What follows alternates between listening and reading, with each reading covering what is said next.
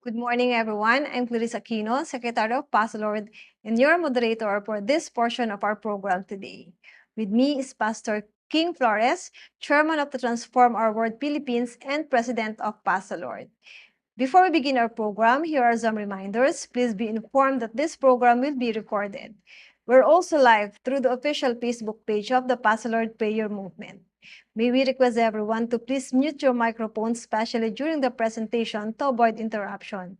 If you have questions or prayer intentions, you can write it down in our chat box. And for those watching via Pastor Facebook Live, you can write your message at the comment section. We begin our program with the invocation, followed by the Philippine National Anthem. For the invocation, we have Pastor Yu Nguyen and Imam Ibrahim Sir. Pastor Yu has been teacher of word, moderator, and intercessor of Pastor Lord since it was launched in 2017. Imam Moksir, a retired police colonel, was formerly a chaplain of the PNP, and he is the president of the Imam Council of the Philippines. Pastor Yu.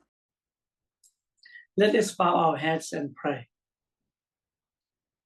Dear Almighty God, the God of all creation, you are the King of kings, the Lord of lords. You are sovereign, and all things are under your control. For in you, all things were created, things in heaven and on earth, visible and invisible. In you, all things hold together. You sustain all things by your powerful word. You are the source of all that is good. You are the source of all of our blessings. We just want to give you praises. In our lives, you have been faithful. You have been so good. We are so grateful for the blessings bestowed upon our nations and family. Thank you, Lord. As we begin our 7th year anniversary, we dedicate this time to you. Thank you for giving us the opportunity to gather here today. Your word says in Colossians 3:17, and whatever you do, whatever in word or deed, do it all in the name of the Lord Jesus, giving thanks to God the Father through him. So we pray for the presenter, attendees, and administrators who work behind the scene. Help us make this webinar successful. Encourage us to continue trusting and casting our cares upon you. Thank you for blessing our time together. We give you all the honor and glory. And we pray in the name of the Father, the Son, and the Holy Spirit. Amen. Mga kababayan, ang pambansang awit ng Pilipinas. Bayang magiliw, perlas ng silanganan, alab ng puso, sa dibdib mo'y buhay. Lupang hinirang, duyan ka ng magiting, sa manlulupig, di ka pasisiin. Sa dagat at bundok, sa simoy at sa langit mong bughaw, may dilagang tula at awit sa paglayang minamahal. Ang kislap ng watawat mo'y tagumpay na nagniningning. Ang bituin at araw niya kailan pa may di magdidilim. Lupa ng araw ng walhati't pagsinta, buhay ay langit sa piling mo. Aming ligaya na pag may mga api ang mamatay ng dahil sa'yo.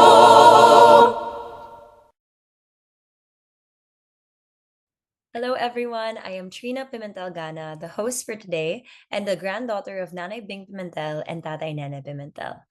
It is my honor and distinct pleasure to introduce Nanay Bing Pimentel, the founder of Pasalord. She is also a writer, a producer of plays, an author, a painter, a co-host of the radio program Pimentel Reports, and watch for it, an upcoming movie producer. To give the welcome remarks, here she is now, Bing Pimentel, Nanay ng Pasalord at Nanay ng Bayan. Good day, everyone. Welcome to the 7th year anniversary of the Pasalord Prayer Movement. Napaka-importante po itong ating anibersaryo ngayon. Siguro maraming magtatanong, ano ba yung Pasalord? Bakit nabuo? Alam po ninyo, Imagine po ninyo na nakarinig kayo ng isang parang musikang turotot at napakalakas at syempre gusto ninyong pakinggan at sundan kung nasaan ba yon. At pagsunod ninyo sa sound, divinely sound, ay nakita ninyong napakarami kayo na hindi ninyo kakilala at nasa iba't ibang pananali. Yan po ang Pasalord. Sama-sama po tayong lahat na tinawag magkaisa. The same group at respetado po at ang iba't ibang pananali. But we have to believe in one God. Alam po ninyo sa Pasalord, naniniwala kami na pag tayo pong lahat ay merong pananali. Faith as small as a mustard seed. Nasa banal na salita po yan, ay ang imposible, magagawa nating posible. Yan po ang naging karanasan ng ating Pasalord. Nagkaisa po tayong lahat na nananalig lamang, praying together as brothers and sisters, holding hands, walking together, one believing only in one God.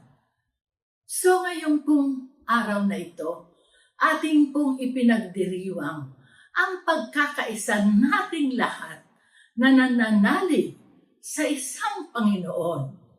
Bagamat iba't iba tayong denominations ng pananalig, tayo'y nagkaisa sapagkat ang ating pong layunin ay mahalin ang ating Panginoon at mahalin ang ating kapwa.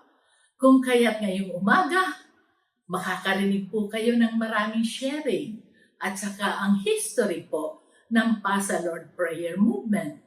At sa lahat naman po ng nakikinig for the first time, sana po ang inyong mustard seed sa inyong puso ay inyo pong gisingin at iparamdam sa kapwa na tayong lahat ay nagkakaisa at tayong lahat ay nagmamahalan. So with that note, welcome po sa 7th year anniversary ng Pasalord Prayer Movement. God bless everyone. Thank you, Nanay Bing, for that warm welcome to all our participants in Zoom and Facebook Live. We are so glad that all of you are here today to welcome this momentous day where Pasalord turns 7 years old. Let's recall Pasalord's beginnings and watch how God's hand has moved through the years.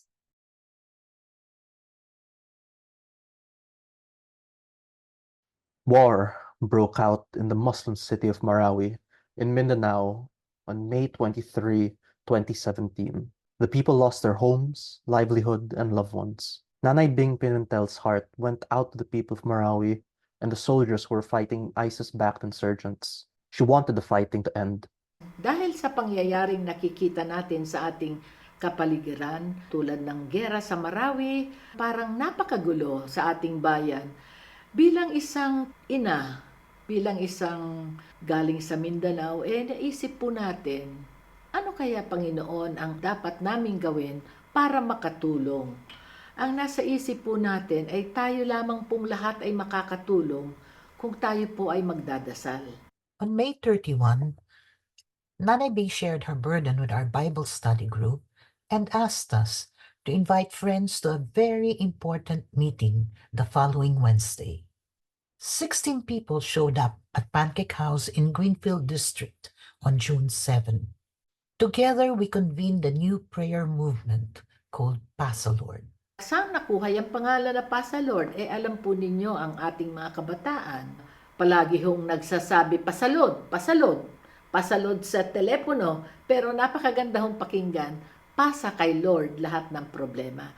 Kaya pasado ho sa agad-agad sa grupo, Pasalord Movement. The group envisioned Pasalord as an interfaith movement that would unite Filipinos of various creeds and denominations in prayer for the transformation of the nation. We wanted a symbol for Pasalord intercessors, hands clasped in prayer, fingers entwined, placed over our hearts.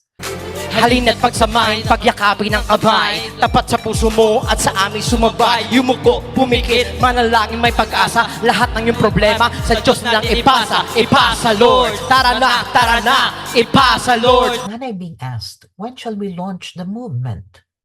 A convener said, 7-7-17. 7 is the Lord's number. Can we do it? Nanay being asked to rally the group. Not by might, nor by power, but by my spirit, says the Lord Almighty. PASA Lord's launch was set for July 7, 2017. It was impossibly close. Clearly, any success would depend not on the abilities of the conveners, but on the Holy Spirit. The conveners, many of them veteran intercessors, were okay with that. The PASA Lord conveners went to work, spreading the news. Many were leaders in their own organizations. Notably, Dr. Chris Uy of Campus Crusade for Christ, Architect Roy Carandang of the Lord's Christian Circle in the Lampara area, Niels and Amin J. Riconalia of FOSIG, the Fellowship of Christians in Government, Pastor King Flores of Transformer World Philippines, and then Police Lieutenant Colonel Imam Ebra Moksir of the PNP Chaplain Services. Others were veteran intercessors like Pastor Yu Nguyen, Dr. Jane Gan, Ruby Tan, Trip Campos, Domian Virgie Bravo, Clarice Aquino, Salve Vidal, Kate Pelusilio, and Coily Gamboa. They all committed to pray for PASA Lord and to introduce it to their networks. Nanay Bing and Coily Gamboa approached Archbishop Soc Villegas, president of the Catholic Bishops' Conference of the Philippines. Archbishop Soc promised to help and sent 2 people, Father Caloy Reyes, Minister for Ecumenical and Interfaith Affairs of the Archdiocese of Manila, and Sky Ortigas from LICO.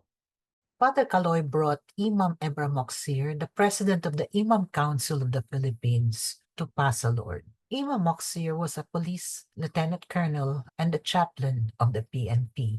PASA Lord needed a unifying prayer that would be acceptable to all creeds and denominations. Tinatanong po siguro ninyo kung paano nabuo yung ating dasal. Yan dasal po yan 1 minuto lang po. Na nandun na ho lahat ng ating kahilingan sa ating Panginoon. Nandun na ho ang dasal para sa sarili, dasal para sa pamilya, dasal para sa bayan, dasal para sa ating mga namumuno. Yan po ay kontribusyon ng lahat ng sekto ng mga relihiyon na sa tingin po nila ay iyan pong ibig nilang isali sa isang common prayer po. Kami po naman po ay napakaswerte sapagkat meron po naman kaming kaibigan na siyang nag-consolidate o nagbuo ng lahat ng mga binigay na mga panalangin ng bawat sect ng ating punungan. At ito pong dasal na ito na nabuo ay napakaganda. Lahat ho ng nagdadasal nito ay nagsasabi, napakagandang dasal sapagkat lahat ng ating ibig hilingin sa ating Panginoon ay nandyan na sa dasal na yan. Na 1 minuto lang po yan. Napakadali hong dasalin. Our resident writer, led by the Holy Spirit, cobbled together the prayer, and Father Caloy tweaked the intro so it would be better received by Muslims. Thus, the prayer became truly interfaith, acceptable to all creeds and denominations. Habang naghahanap kami ng lugar kung saan namin pwedeng i-launch ang PASA Lord Prayer Movement, praise God, tumawag po si Congressman Datol at ang sabi niya, iniimbitahan po niya ako na bigyan ng award bilang isang ina ng isang kilalang public official from Mindanao. Si Coco po, Senator Coco, was the Senate President then.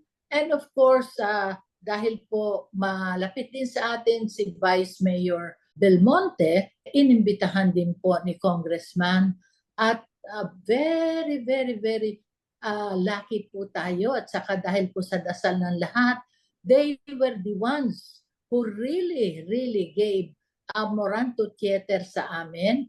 At sila po lahat na ang nag-ayos. At more than 1,000 po na mga kapatid natin ang nag-attend sa Amoranto Theater. Dahil po, palagi namin sinasabi na ang bida ay ang Panginoon. Both po si Vice Mayor Belmonte at saka si Congressman Datol nagsabi, okay, we follow. Kasi para sa amin, ang Panginoon talaga ang bida. So lahat po ng pangyayari ay isa pong grasya ng bigay ng Panginoon. The Pasalord conveners fanned out and invited people to join the movement. Nanay Bing and some conveners visited the following leaders: Brother Mike Villarde of El Shaddai, Brother Eddie Villanueva of Jesus is Lord, and Bishop Noel Pantoja, then National Director of the Philippine Council of Evangelical Churches. Nanay Bing also introduced Pasalord to the Philippine Senate and the Senate staff. They also wrote to cabinet members and heads of government units to invite them to pray with the nation. Pasalord held its first press conference on June 28, 2017, to gather media support for the upcoming event. Launched on July 7, 2017, Pasalord brought together more than 1,000 Catholics, Christians, and Muslims in a symbolic gathering at Amoranto Theater in Quezon City. The conveners rallied the crowd, opened with a prayer, and explained the origin of Pasalord. Nanay Bing recounted how it all started with a mustard seed of faith and called for love of country. Niels Riconalia, president of FOSIG, and Police Colonel Imam Ibra Moksir explained the hands over heart symbol that identified Pasalord members.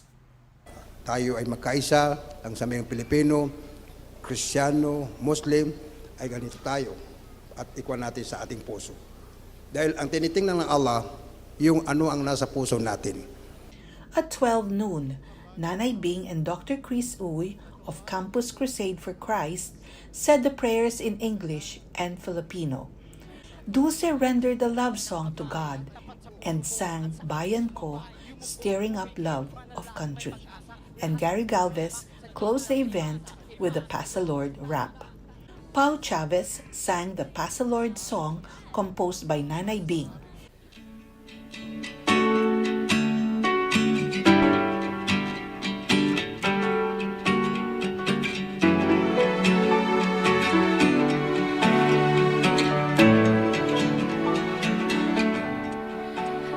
Pilipinas, Pilipinas, bayan ko.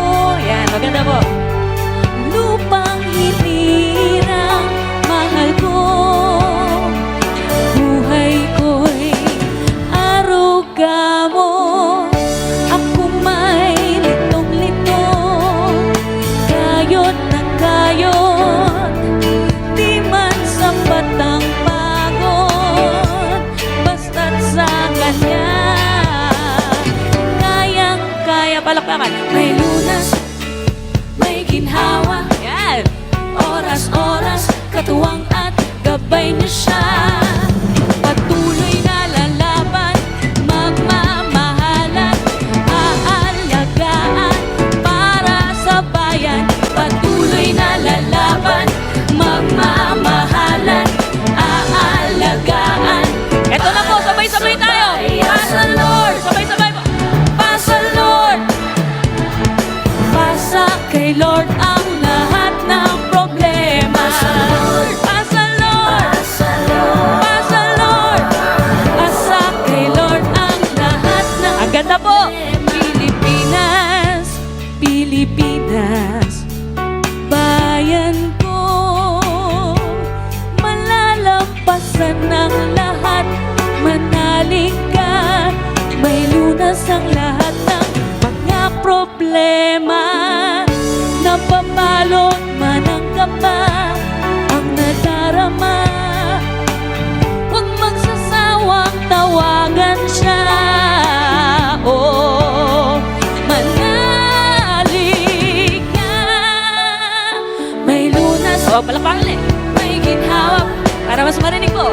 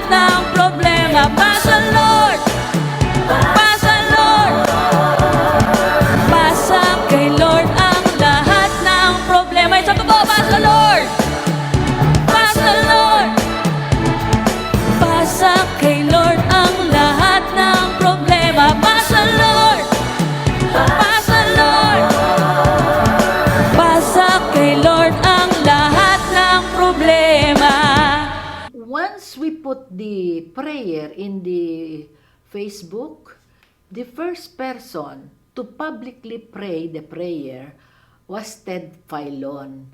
And then when he prayed that prayer, he said in his program, napakabuluhang dasal.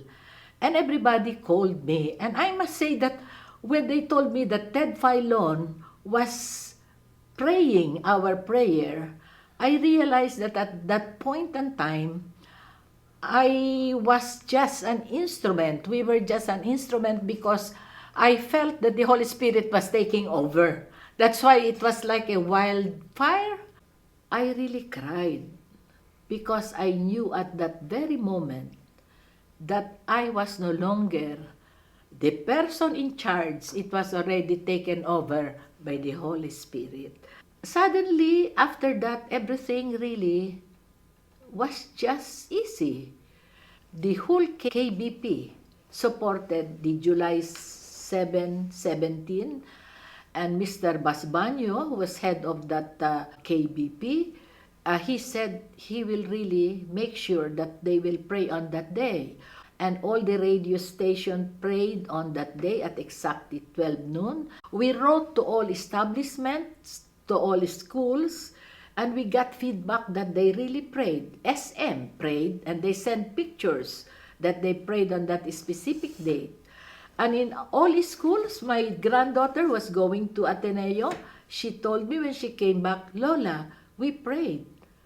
And I also saw Boy Abunda prayed in his program, and also Mike Enriquez, and also It Bulaga. The Senate of the Philippines prayed. They even had our prayer posted near their door. During their flag ceremony, they prayed, and the Department of Health prayed, and other offices sent us letters telling us that they really prayed on that specific day. Pasalord launched the prayer in Iloilo, Cebu, Cagayan de Oro, and Davao. Many petitions to God were answered, including a plea for the safety of one of our conveners. After the officially launching noong July 7 po ay nakakataon din na ako din ang napili na noong July 18 bilang mamuno ng Marawi Police Station. There is po ang situation doon. Ang malaki na itulong ng Pasalord Movement ay yung panalangin. Dahil the time, sila po ay nag-pray, sila po ay nanalangin. Ang lahat ng mga kasanib ng Pasalord Movement na ako po ay makaligtas kung anong pagkapamakan doon. So yun po ang nagiging naitulong sa akin o naitulong ng ating Pasalord doon sa yung ma-restore po ang peace and order sa Marawi City. The hostilities in Marawi ended on October 23, 2017. Thereafter, Lieutenant Colonel Moxio returned to Manila and resumed his efforts to encourage the PNP officers and rank and file to say the prayer daily throughout the country. Significant events occurred in 2018, beginning with the alliance of the Philippine Children's Medical Center with Pasalord. The Pasalord prayer was adopted by PCMC in April 2018, a few months after we participated in the launching of the Pasalord movement in 2017. When we adopted the Pasalord prayer beginning April 2018, the prayer has been recited over the PA system every 12 noon from Monday to Friday up until now. So it has been more than 6.5 years. It was officially endorsed by the then executive director. One of the impacts of that move was the spiritual climate in the hospital continued to change from then on, even during the pandemic. Compared with other hospitals, there were less casualties among our patients, even in our personnel. The prayer helped a lot in giving a positivity and hope among the personnel and even among the patients. I believe that paid the way as well for the transformation program, which was started in 2022 by the new executive director, Tora Sonia Gonzalez. We're looking forward to the personnel's continued growth and transformation in every aspect of their lives, not just financially, but emotionally, mentally, and spiritually as well. The transformation program began with the top level management carried over to the middle management since May of this year. And it will be continued next year for the rank and file. And I guess that's partly because of how the spiritual climate was changed when the Pass the Lord prayer was adopted. The effect can also be seen among the patients.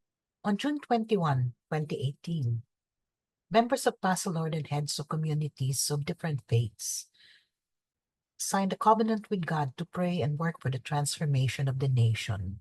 For its first anniversary on July 7, Pass the Lord called for another synchronized nationwide prayer for peace. With the help of the media, this interfaith initiative was a huge success. Government units like the PNP, big businesses like SM Corporation, and schools like the University of Perpetual Help in Laguna joined in that moment of prayer. 2019 was an election year. Pass the Lord advanced the synchronized prayer so the whole nation could intercede for peaceful elections. As Pass the Lord rallied support for the event, Senate President Soto led the senators in proclaiming the first Thursday of February as a national day of synchronized prayer. Senate Resolution 1002 recognized Pass the Lord. It declared that while the Constitution provided for the separation of church and state, it is believed that encouraging the people to pray as a single nation does not violate any law. The Senate also encouraged the people to recite the prayer for peace that Pass the Lord had been propagating. Meanwhile, the CBCP's Council of the Laity posted on its website Pass the Lord's letter of invitation for the laity to take part in the synchronized prayer. Media giants ABS-CBN and GMA also supported Pass the Lord's call. The synchronized prayer on February 7, 2019 was a watershed event. Never in the Philippines and the whole world had all three branches of government prayed with the people for peace, unity, and prosperity. President Duterte and Vice President Robredo prayed in private. Senators Nancy Binay and Coco Pimentel led the prayer in the Senate. In the judiciary, Chief Justice Bersamin prayed privately and endorsed the synchronized prayer to the Court of Appeals. Presiding Justice Barza and other justices and court officials prayed with the nation. Responding to the call, Vice Admiral Empedrad directed the entire Philippine Navy to join the synchronized prayer, and Rear Admiral Felix directed his officers and sailors to do the same. The PNP also prayed for peace. Throughout the country, in places like Zamboanga and Agusan, police officers took a break and interceded for the nation. Businesses also prayed for peace in the Philippines. It made business sense to do so because peace was conducive to commerce and trade. Pass the Lord synchronized prayer captured the imagination of students all over the country. At the University of Perpetual Help in Biñan, Laguna, the students held hands while praying as a symbol of solidarity with one another and with the nation.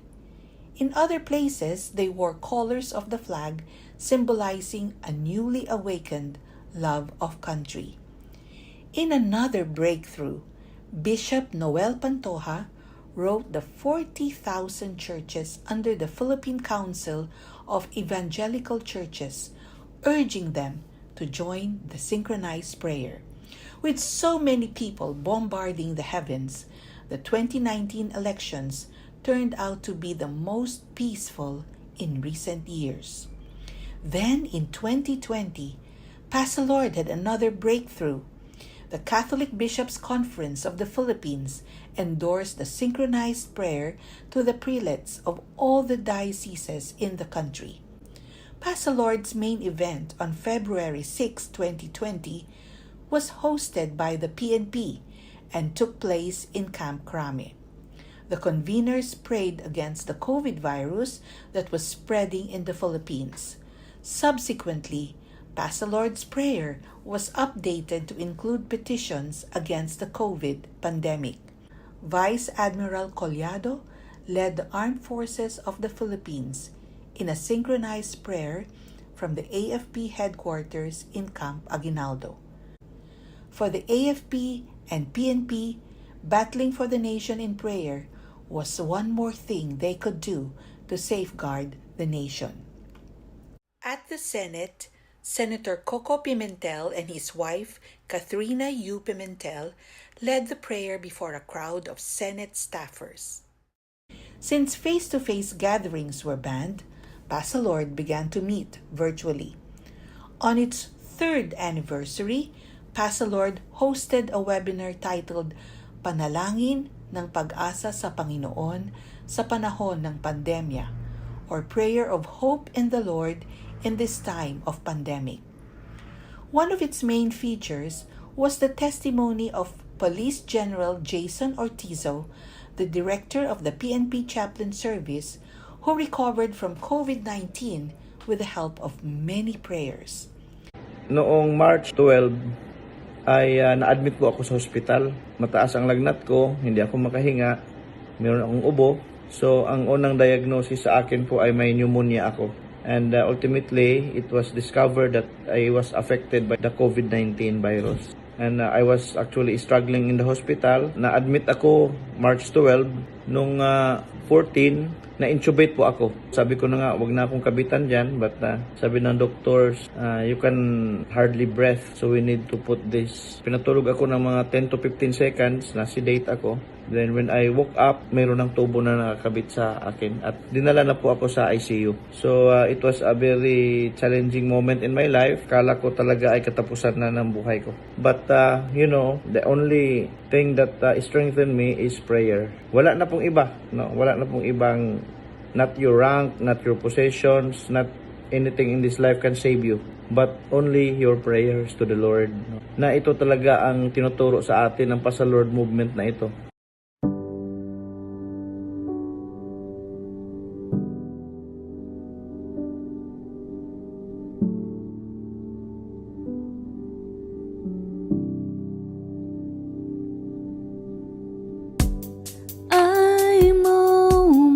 There, reaching my star with you by my side. Heavenly bliss, a nest of love, a paradise. At the strike of lightning, my world turned upside down. I'm in the darkest pit. I'm in the darkest pit. Helplessly alone and suffocating in my life. An invisible enemy I can't fight. Only you, Lord, can ease and feel my pain.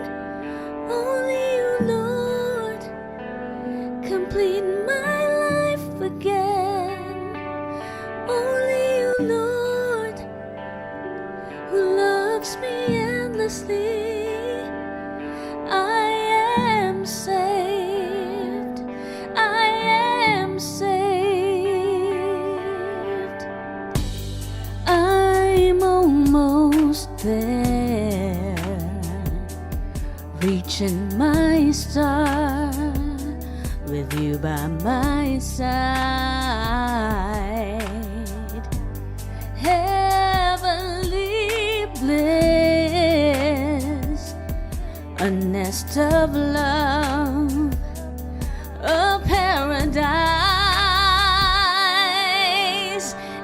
a strike of lightning, my world turned upside down. I'm in the darkest pit. I'm in the darkest pit. Helplessly alone and suffocating in my life, an invisible enemy I can't fight. No, you never said you'd ever leave me. No, no, no, no, no. You never, never said I'm all alone. Only you, Lord, can ease and feel my pain. Only you, Lord, complete my life again. Only you, Lord, who loves me endlessly. I am saved. I am saved.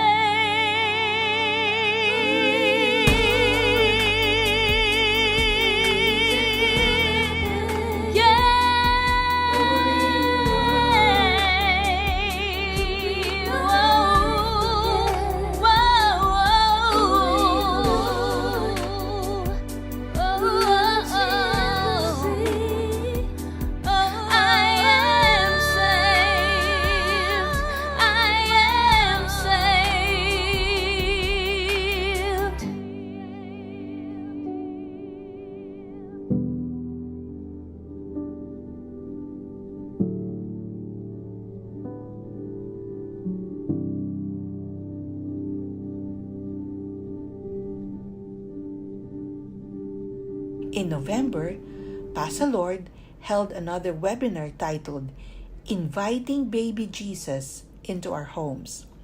It encouraged Filipinos to set up a Belen in every home as a reminder that Jesus is the one we are waiting for.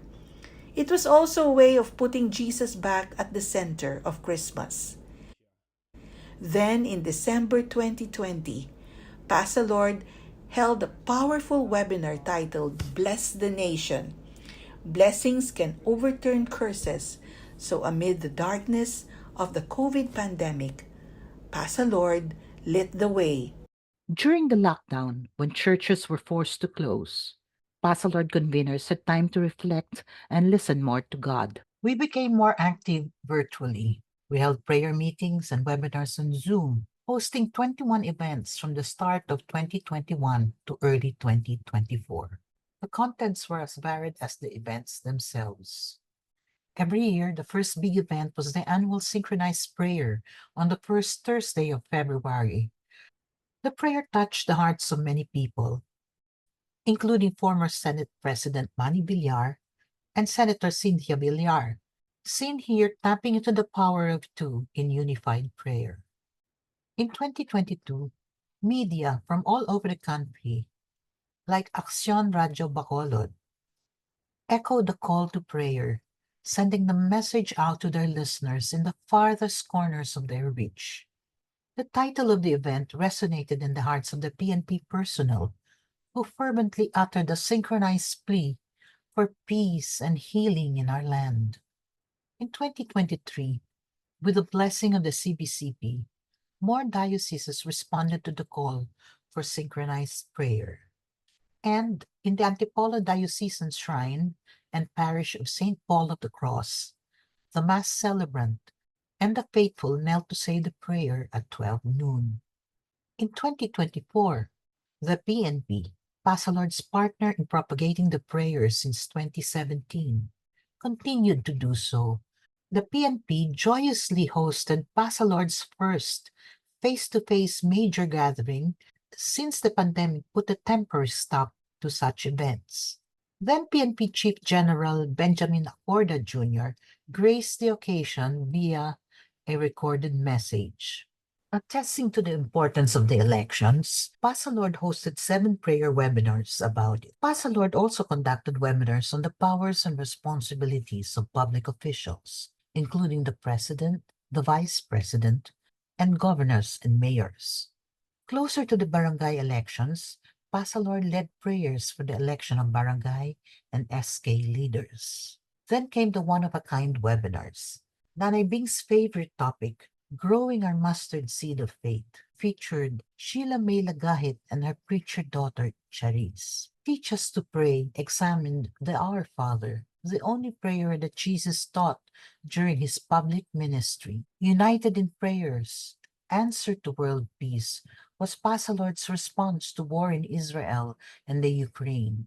Right on its heels came We Pray Because, which delved into why people bang on heaven's gates. In 2022, Pasalord presented The Heart of Christmas, featuring the Christmas story about the birth of the Messiah. The following year, it was recast in Tagalog, Ang Kasaysayan ng Pasko, and was accompanied by Christmas carols in Tagalog. The storytelling was followed in April 2024 by God's Resurrection Power, a webinar that featured the Easter story. The story presented the core of the Christian's faith that Christ's death and resurrection were necessary for our salvation. Now, today, with our webinar, we are celebrating 7 years of being led by the Holy Spirit. What a powerful story that was of hope and intercession. We have seen how prayers of faith can move the hand of God for our nation. In this next segment of our program, what do we do to move forward? Let's listen to our next speaker, Father Victor Sadaya, CFM General Manager of Radio Veritas Asia. In John chapter 10, verse 10, Jesus said, I have come that you may have life and have it in fullness. Relating with this text, it is clear that we are born to have a life towards its fullness. Therefore, there are questions for us to reflect on. What does life mean to you? What is the purpose of your living? Could it be just to gain economic advancement, to enjoy a comfortable life? Could it be to gain power and control people? Alternatively, could it be plainly to have all the pleasures of the world and devoured by passion? The reasons for living may be more than 1,000 depending on our choices. So the purpose of life is more than what we want because it is in the plan of God. In his principle and foundation reflection, St. Ignatius of Loyola stressed that I quote, the human person is created to praise, reverence, and serve our God, and by this means to save his soul, unquote. We recall that even Jesus was once tempted by Satan, promising him to have all the riches, power, pleasures of the world if he would worship him, but Jesus rejected all this. In Mark chapter 8, verses 36 to 37, Jesus said, For what shall it profit a man if he shall gain the whole world and lose his own soul? Or what shall a man give in exchange for his soul? Yet Jesus lived his life faithful to his mission, preaching the good news of love and peace, the values of the kingdom, making a difference in the lives of people by helping them realize the true purpose of their life. After completing his mission and before he ascended to heaven, Jesus commissioned his disciples to continue his mission as his witnesses, to make disciples of all the nations, baptizing them in the name of the Father, the Son, and the Holy Spirit, and promised that he will be with them till the end of time. Matthew chapter 28, verses 18 to 20. The commissioning is extended to us, the followers of Christ. We are called to proclaim the good news of Jesus, to witness to a life with purpose and meaning, and making a difference in the lives of people, particularly those who do not believe in God. In the Great Commission, Jesus commands us to go out and share the message of salvation. He is waiting for someone to answer the call. We must pray for people to rise up with a willing heart and be part of the mission to make disciples of all the nations. Are you ready for the mission? May you reply with an Amen. God bless you all. Thank you, Father Vic. That really sums up our mission to disciple nations. Up next is Pastor King Flores, who will discuss the strategy that we can employ to carry out our mission. Pastor King is the president of Pasalord and chairman of Transform Our World Philippines, part of the global Transform Our World movement led by Dr. Ed Silvoso. Passionate about the Lord, fervent in his prayers, and joyful and fun to be within the fields, here is Pastor King Flores, whose talk is about prayer evangelism. Thank you, Pastor King, for your enlightening teaching. We have received our marching orders from the Lord, and now that we've listened to you, we know how to go about our mission. Next, we have Pastor Noel Cortez, who will share his thoughts about the Pasalord prayer and how we can use it as a tool for transformation. Pasalord. Isang awit kagad maalala ko yung kantang ganito. He said, "Cast your burdens upon me, those who are heavily laden. Come to me, all of you who are tired and carrying heavy loads. For my yoke I will give you is easy, and my burden is light. Come to me, and I will give you rest." Ang Pasalord ay blessing. Yung kabigatan mo, wag mo nang hayaang lumaki pa. Hayaan mong maliit pa, ipasa mo na kay Lord. Lahat ng mga pasanin, magaang pa yan, pasa mo na. Kung bawat barangay, 42,000 sa buong Philippines plus, ay ibibigay lahat ng pasanin kay Lord, lahat ng barangay ay masaya. Ang buong Pilipinas ay magdiriwang sa kagaangan ng buhay. At hindi lang yon. Kung ang lahat ay binibigay ang kabigatan kay Lord, anumang hihilingin ay ibibigay ni God. Anong ibig sabihin nun? Ang mga tao ay hindi mapupunta sa kriminalidad. Kaya, peace and order, yan ang transformation mangyayari sa ating bayan. Ngayon, kung ako individual ay nagbibigay ng aking mga pasanin kay Lord, gagaang ang buhay. At mas madali kikilos ang Diyos sa pag-unlad ng ating bayan. Kaya napakalaga itong Pasalord. At ang maganda rito, kahit anong relihiyon, ay pwedeng lumapit kay Lord. Kasi walang pinipili si God. God bless you. Ipasa natin kay Lord ang lahat ng ating pasanin. Salamat, pati ang pasasalamat, ipasa natin kay Lord. Thank you, Pastor Noel. We appreciate your insights more than ever, and you really make it seem so easy and doable. All bilang Satan, marahin, hindi lumagal the most beneficent, the most useful. Ang isang katanungan, why I joined the Pasalord bilang isang Muslim. At alam ko na ang Pasalord ay iyan ay isa sa mga gawain ng mga religious leader. Magkaisa sa panalangin, magkaisa sa ikakabuti ng bawat isa at makakabuti ng komunidad. Noong ako po ay inibita bilang National President ng Imam Council of Philippines noong 2017 upang sumama dito sa isang movement na nagkakaisa upang magiging instrumento ng kapayapaan sa Mindanao, particularly noong Marawi 6. Hindi ako nag-iisang isip na sumali dito. Dahil alam ko ang mission at objective, motibo ay pagkakaisa para mapasa atin ang tulong ng Allah, ang tulong ng ating Panginoon na nag-iisa. So yun ang isang dahilan ng bawat isang membro ay mga religious leaders sa pangunguna po ng ating buting Nanay Bing Pimentel at iba pang mga pastor at mga kaparian na sumali dito. So yun ang naging dahilan na ako po ay sumali dito dahil ang objective dito ay pagkakaisa para sa kapayapaan ng ating bansang Pilipinas. Yan ang naging dahilan. 100% ay makakatulong po ang Pasalord movement sa transformation ng bawat individual na membro. Lalo-lalo na ang ating bansang Pilipinas. Kung ang bawat membro o bawat sambayanang Pilipino ay sumali dito na every 12 o'clock ay manalangin sa nag-iisang lumikha at nag-iisang nagbibigay ng biyaya, ay makakatulong po yun sa transformation.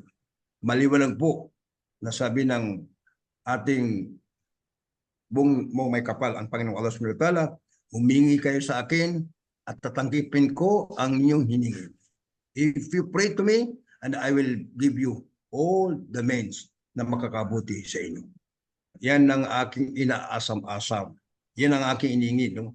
Ito, suportahan ng mga iba pang religious leader at mga Muslim po, dahil na yung mga religious leader na sumali dito sa Pasalord. No? Dahil kapag magkaisa ng bawat isa atin, yung sabi ko kanina, kapag magkaisa ang mga religious leader na humingi ng tulong at mag-pray sa nag-iisang lumikha atin, ay ibibigay niya ang biyaya at ibibigay niya ano ang gusto natin. So kailangan po yun, ako po ay nananawagan. I call all the Muslim na sumali dito at suportahan na kung ika nga sa mga assembly, sa mga prayer, sumali po tayo. Then alam ko na every 12 o'clock din ay nagdadasal din ang ating mga brother Muslim. So i-connect natin dito sa ating Pasalord movement. And now, let us get ready to say the prayer for peace in the Philippines and the whole world. Almighty God, in your mercy and compassion, forgive our sins and the sins of our people. Look with favor upon us as we pray for our country, the Philippines, and the whole world.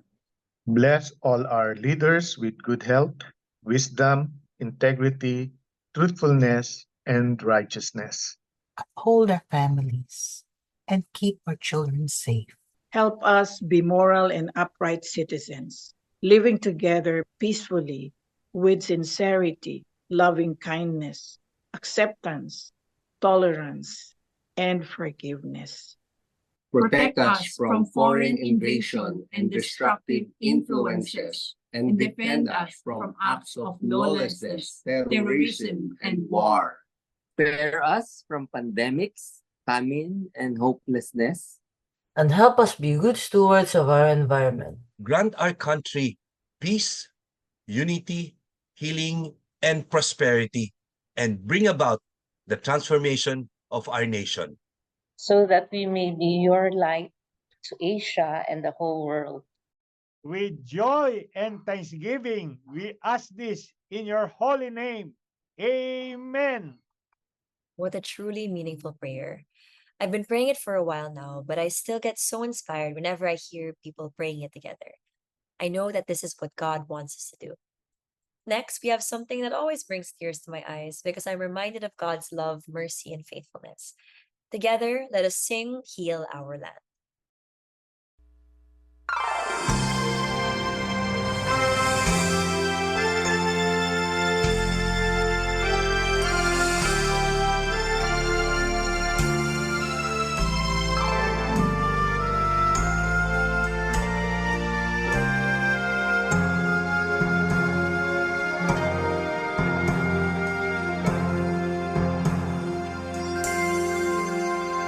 If my people will humble themselves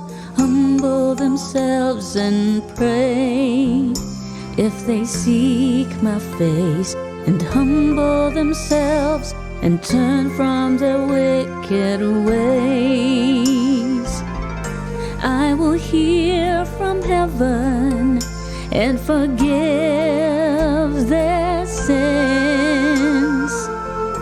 I will hear from heaven and heal their land. Lord, heal our land. Father, heal our land. Hear our cry and turn our nation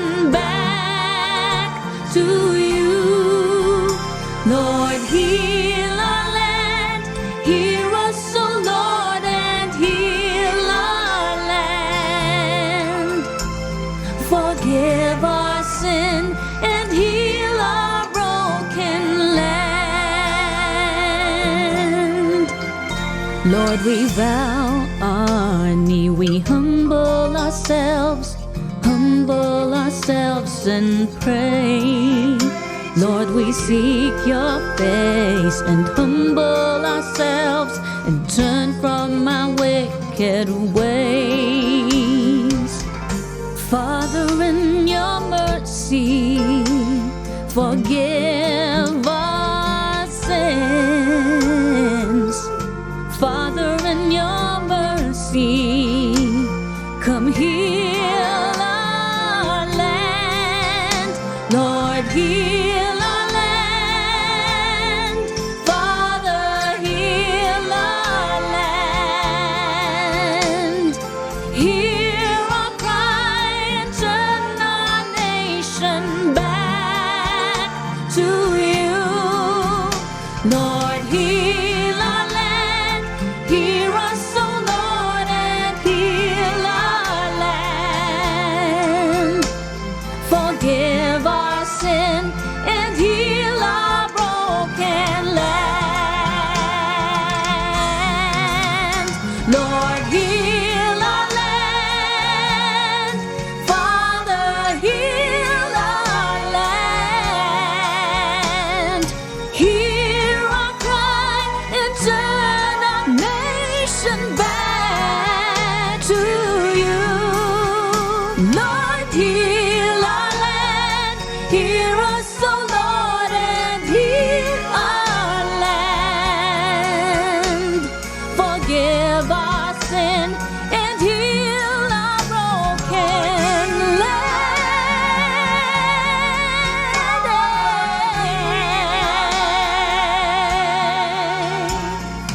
Hear our cry and heal our broken land.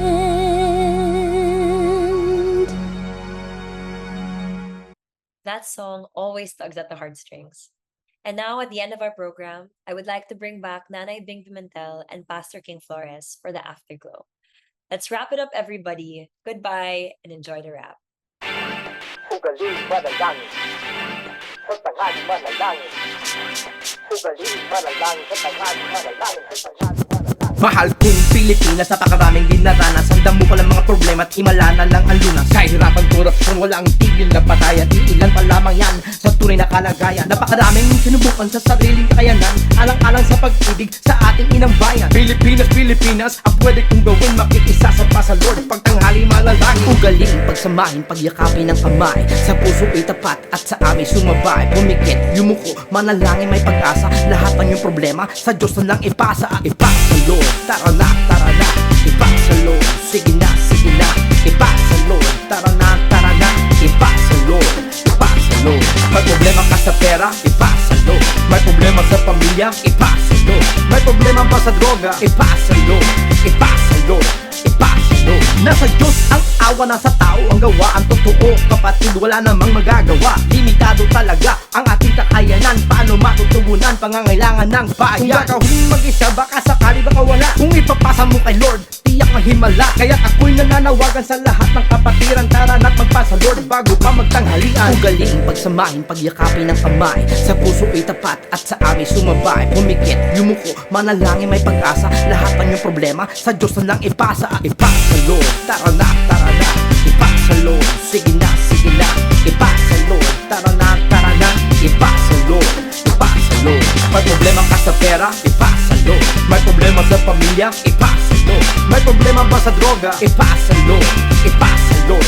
Ipasa Lord. Ang pasa Lord ay paraan, ugaling manalangin. Di ka na mag-iisa, buong bayan mananalangin. Di kailangan kabisaduhin anumang nakasulat. Kung ano ang nasa puso siyang iyong ilalata. Idurog, idaing, ilapit sa ating amanan. Sa ganun, kapatid, kapayapa ay madama. Halina't sumabay, Filipinos round the world. Pagsapit ng tanghali, let's do the pasa Lord.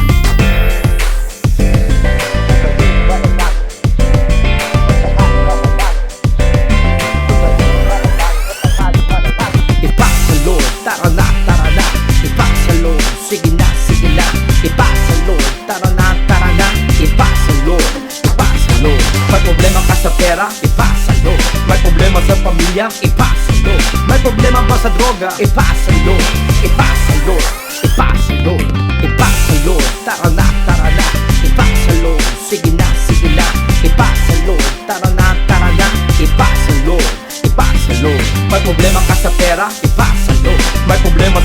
pamilyang ipasalo. May problema pa sa droga, ipasalo, ipasalo,